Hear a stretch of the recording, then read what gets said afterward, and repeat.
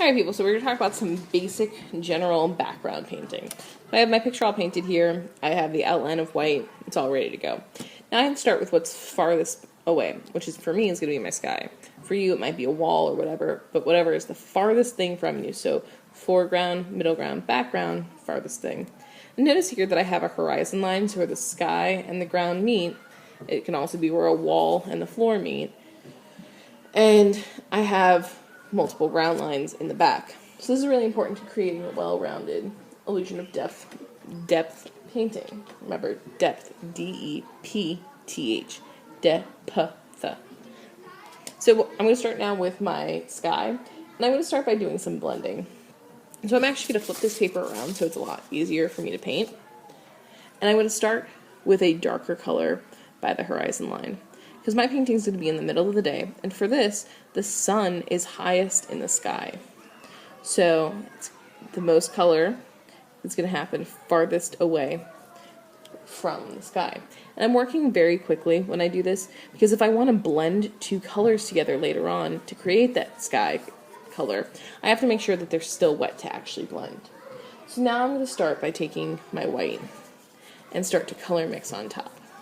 And I'm going to slowly start to smooth that color out into the previous one. And again, I'm putting white up higher in this picture because I want the white to be closer to where the sun would be, which would probably be off the page here.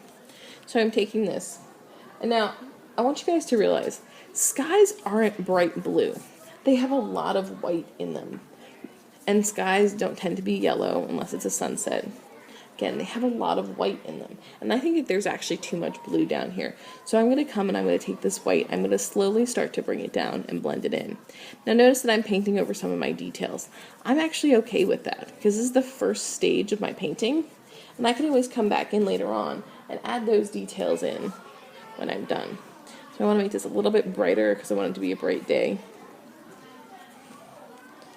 I'm thinking about my season. And if I put a little touch of gray in this, it would act more like it was kind of a middle of the, like middle of fall, start of winter. And actually I think I'm going to add a little bit more color into this right here at the base by taking a little bit of purple, kind of bringing it throughout this picture. I think that's going to add a little bit more dimension to the sky than just some blue. Notice I'm color mixing and going across. Alright, so that is the basics on a sky. I also want you to realize that I went all the way to the edge of my paper and I covered it all up. Also, if I want to add big puffy clouds later on, that's totally fine, but I need to do it after I'm done. So that's our basics on a sky. Also, to finish this, I need to put in a texture here.